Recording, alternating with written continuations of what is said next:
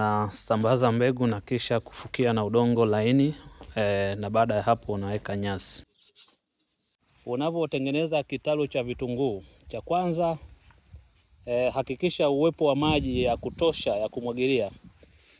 Andaa tuta lako kama tulivyoandaa hivi, piga maji ya kutosha.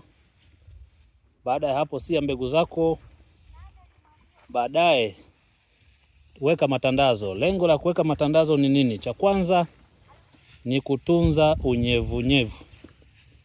Lakini cha pili, endapo mvua kubwa ikanyesha, ina tabia ya kushindilia udongo na kusumbua mbegu kuota. Kwa hiyo unaweka hivi, hata mvua inavyonyesha maji yanatua kwanza kwenye majani, alafu yanateremka kwenye udongo taratibu.